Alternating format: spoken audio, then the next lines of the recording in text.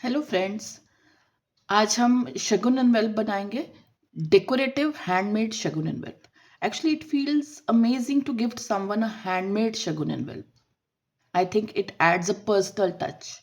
तो हम एक शगुन एनवेल्प का ड्राफ्ट पहले डिस्कस करते हैं कि शगुन एनवेल्प को बनाना कैसे है, ताकि हमारे लिए पहले एक शगुन एनवेल्प का बेस बनाना ईजी हो जाए मेजरमेंट्स के साथ। फिर हम उसको डेकोरेट करेंगे। पहले मैं आपको एक ड्राफ्ट दिखा रही हूँ। आप कोई भी थिक पेपर ले सकते हो, किसी भी तरह का, कोई टेक्सचर पेपर, कोई मार्बल इफेक्ट वाला पेपर, कोई भी कलर, या इवन आइवरी शीट भी ले सकते हो। This type of ivory sheet, you can take this type of ivory sheet. हम प्रॉपर मेजरमेंट के अकॉर्डिंग ड्राफ्ट बनाएंगे। हमने एक पेपर लेना है जिसकी लेंथ हम लेंगे 9 इंचेस। आप ये मेजरमेंट्स को नोट कर सकते हो। हम उसकी लेंथ लेंगे 9 इंचेस एंड विड्थ लेंगे 7.5 इंच। ठीक है, 9 इंचेस बाय 7.5 इंच। अब हमने दोनों साइड से, वर्टिकल साइड से, हमने हाफ इंच का मार्जिन छोड़ना है। ये हाफ इंच की लाइन हमने मार्जिन छोड़ना है। फिर हम नीचे से मेजरमेंट लेंगे 3 इंचेस, एक 3 इंचेस का ब्लॉक बनाएंगे, then 3.5 inches and then 2.5 inches.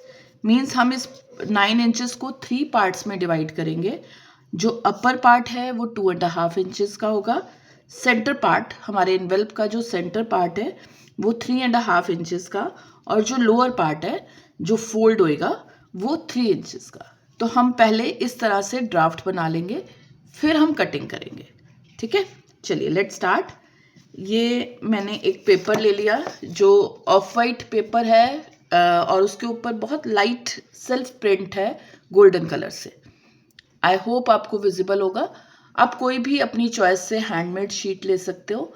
ये पूरा चार्ट मिलता है हैंडमेड शीट का, या A4 शीट्स भी मिल जाती है। आप कोई भी कलर्ड पेपर ले सकते हो।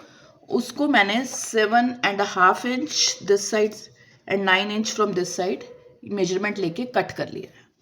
अब हम आगे मेजरमेंट्स लेंगे।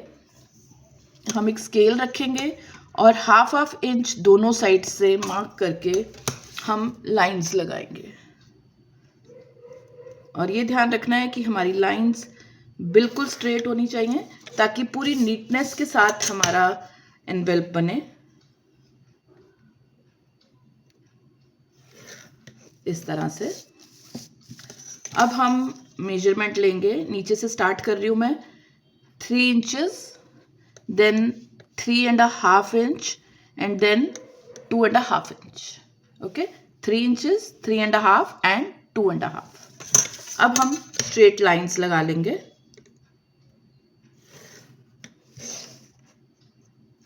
हम शीट की बैक साइड पे कर रहे हैं ताकि जो ये मार्क्स हैं वो बाद में नज़र नहीं आए। अब हम सेंटर वाले पार्ट में स्लाइटली सा ये कट देंगे, बहुत स्लाइटली सी अंदर की तरफ लाइन कर रहे हैं। ये हमारी मेजरमेंट हो गई प्रॉपर, जो हमारा एनवेल्प है उसकी मेजरमेंट्स।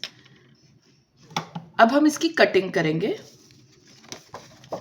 आपको कटिंग के टाइम बहुत शार्प सीजर लेनी है। ये दोनों, लोअर पार्ट के साइड वाला portion and upper part. Centre part को हम कट नहीं करेंगे। ऊपर और नीचे के दोनों साइड वाले जो हाफ इंच के मार्जिन हमने मार्क किए थे उसको हम कट कर देंगे। और फिर हमने जो ये लाइंस मार्क की हैं इसके साथ हम कटिंग करेंगे। लेट्स सी,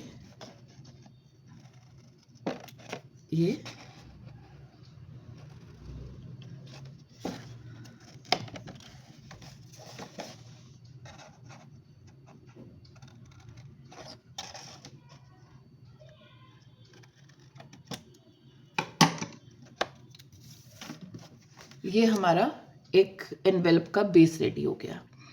अब जो ट्रिक है वो है फोल्डिंग की। नॉर्मली सब क्या करते हैं कि इस तरह से या तो स्केल रखा और हमने ऐसे फोल्ड कर दिया।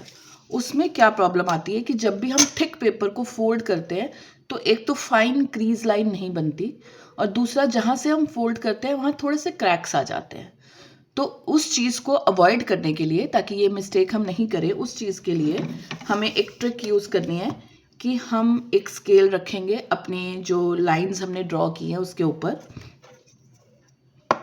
और एक स्टील का स्केल या हम ये सीज़र को भी बंद करके यूज़ कर सकते हैं, कोई भी हार्ड चीज़ हम लेंगे।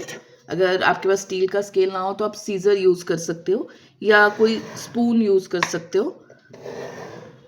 इस तरह से हम लाइन के ऊपर 2-3 बार क्रीज लाइन बनाएंगे। ठीक है, हम सभी लाइंस के ऊपर इसी तरह से क्रीज लाइन बना लेंगे।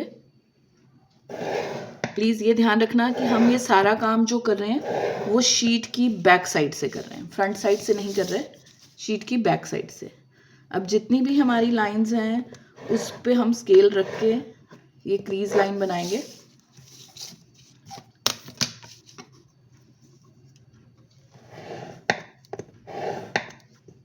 ओके, अब हम स्केल यूज करेंगे और ये इसको फोल्ड कर देंगे।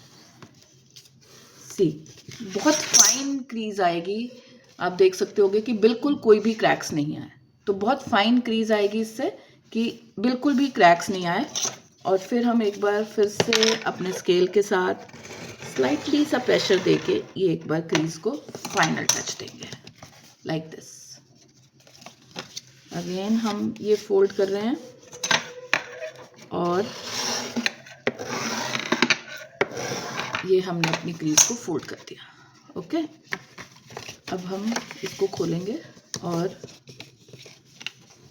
साइड वाली क्रीज को भी इसी तरह से फोल्ड करेंगे।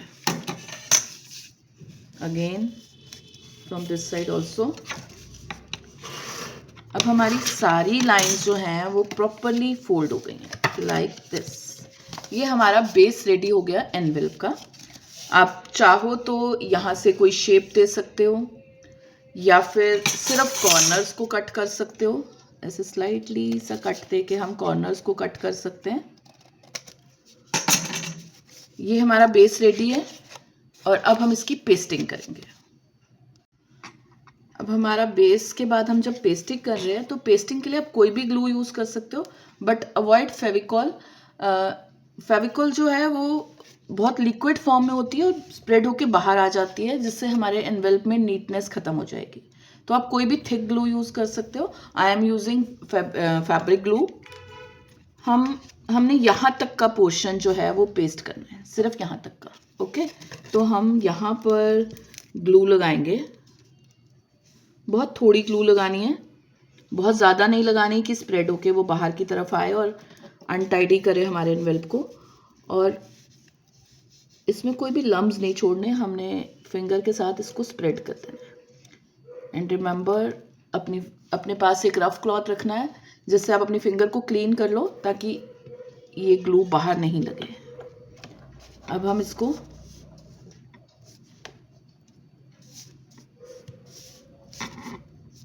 ये प्रेस करेंगे अच्छे से अपने हैंड के साथ ताकि वो पेस्टिंग हो जाए। अगर आप चाहते हो तो स्केल से भी थोड़ा सा इस तरह से प्रेस कर सकते हैं, जिससे अगर कोई लम्ब्स होंगे तो निकल जाएंगे और बहुत अच्छे से पेस्टिंग हो जाएगी। ठीक है, 2 मिनट इसको प्रेस करने के बाद हम एक बार स्केल को अंदर भी ऐसे चला देंगे ताकि ग्लू अगर बाय चांस अंदर लग गई है तो वो क्लीन हो जाए, ताकि हमारा एनवेलप बहुत नीट बन जाए। अब ये हमारा एनवेलप रेडी है। अब हम अपने नेक्स्ट वीडियोस में डिफरेंट टाइप से इसको डेकोरेट करना सीखेंगे ताकि बहुत सुंदर तरीके से हम किसी को प्रेजेंट कर सकें। तो अगर आप डिफरेंट स्टाइल्स के साथ प्रेजेंटेशन इसकी सीखना चाहते हो तो please watch my next video. Thank you.